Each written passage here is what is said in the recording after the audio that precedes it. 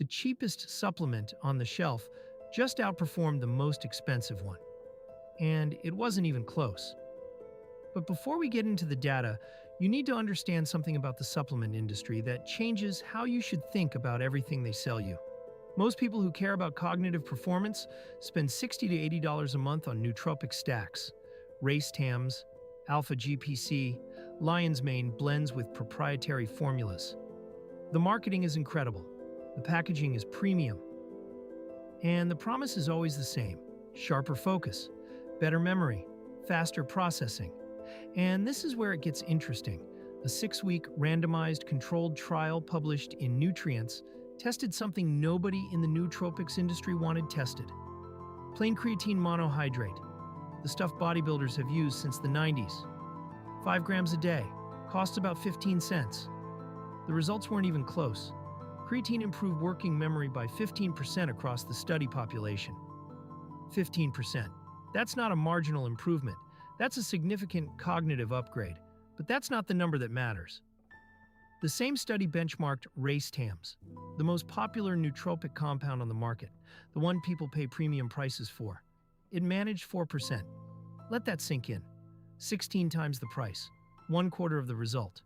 Now here's the part nobody talks about. Your brain uses more energy per gram than any other organ in your body. It's about 2% of your body weight, but consumes 20% of your total energy. Creatine helps cells produce ATP, which is the currency of cellular energy. When you supplement creatine, you're not just feeding your muscles, you're directly fueling the most energy-hungry organ you have. And this changes everything about how you should think about cognitive supplements. The research isn't new. The data on creatine and cognition has been building for over a decade. Multiple independent trials, multiple research groups, the University of Sydney, the Medical University of Graz, consistent results across different populations.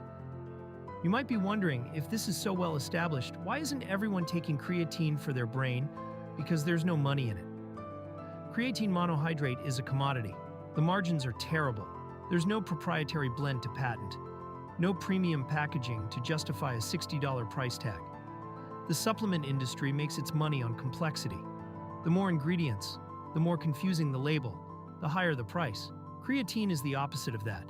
It's one ingredient, it's cheap, and it works better than the expensive stuff. But it gets worse. Some of the most popular nootropic brands actually include creatine as a minor ingredient in their blends. But at doses so small, usually under 2 grams, that it's clinically irrelevant.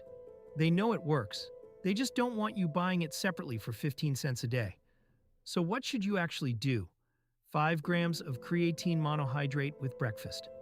Not creatine HCl. Not buffered creatine. Not a pre-workout blend. Plain monohydrate. It's the most studied form and the only form with consistent cognitive data behind it. And there's one more thing most people get wrong.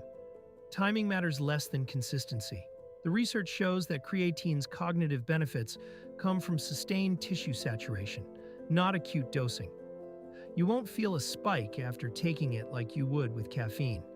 Instead, after about 3 weeks of daily use, you'll notice that your processing speed is faster, your recall is sharper, and the afternoon mental fog that used to hit you around 3 p.m. starts to disappear.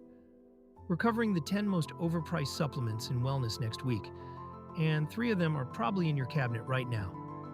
Subscribe so you don't miss it.